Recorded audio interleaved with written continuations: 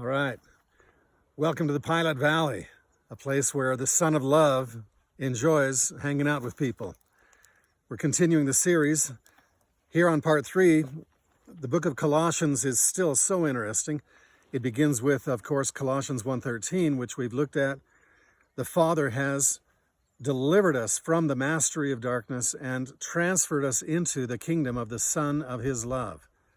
Going on further in Colossians chapter 1, in verse 27, it says that Christ in you is the hope of glory. It's the mystery of the ages, and it's that He wants to dwell inside people. That's the engine that we need for really successful living. It's the hope of glory, the expectation of excellence.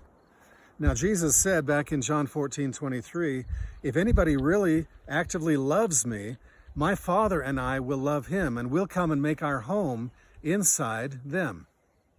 Is that possible for him to do that? Well, he went on further into John 15 to say, as the branches of a grapevine stay connected to the main trunk, I want you to be connected to me. Dwell in me, and I will dwell in you.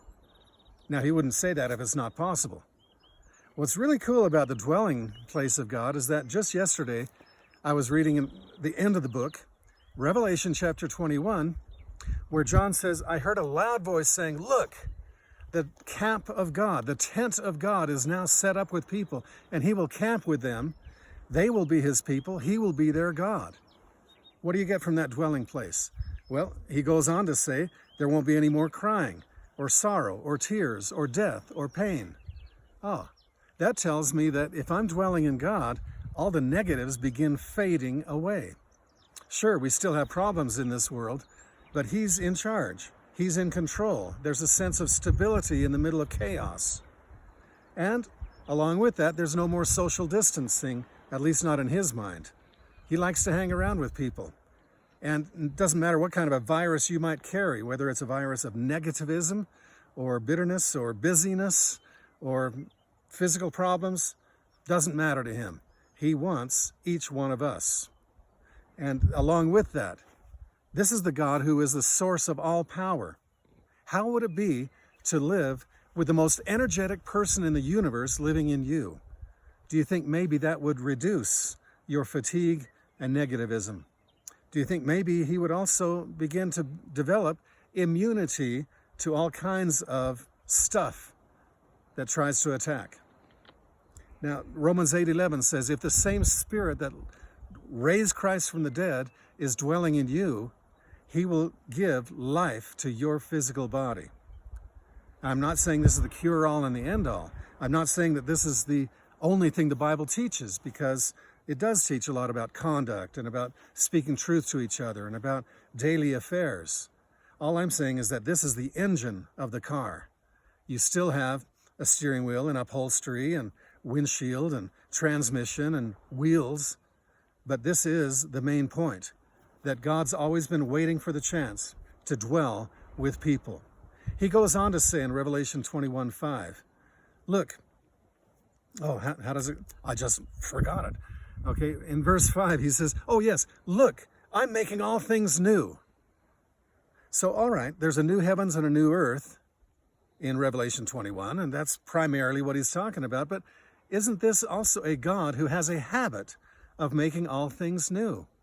Doesn't he like to change things around? Wherever he shows up, creation scrambles to obey. There's a newness of life.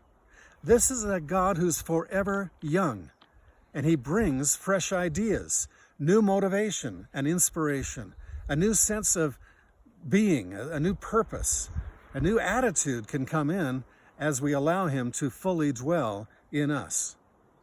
How would it be? And he enjoys doing this, making all things new, so that in the middle of old stuff, in the middle of your regular day-by-day job, he begins to spring up with new inspiration, new ideas, new innovations, new methods, new mindsets, and especially new motives. What's the reason for doing what you do? He goes on in Revelation 21:6 to say, it is done. I am the A and the Z, the beginning and the end, and anyone who is thirsty, I will give a free drink anytime from the fountain of life.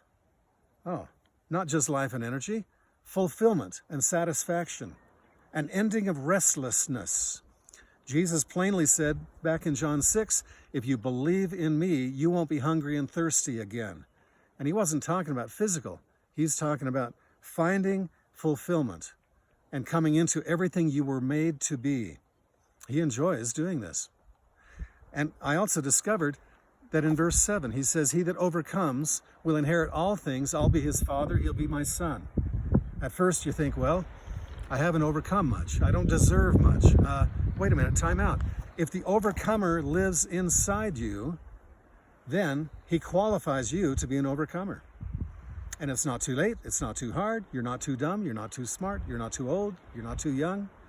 You can be an overcomer here in this life and then walk into a rich, rewarding lifestyle. You inherit all things, and you have this personal tutoring of the Father himself being your dad, and you get to be his son or daughter. This is just part of the package of this God who wants to dwell in us. We'll go on further looking at the fact that if the mind of Christ is in us, that expands the possibilities of our minds getting set free to think the way he thinks. But that's for another session.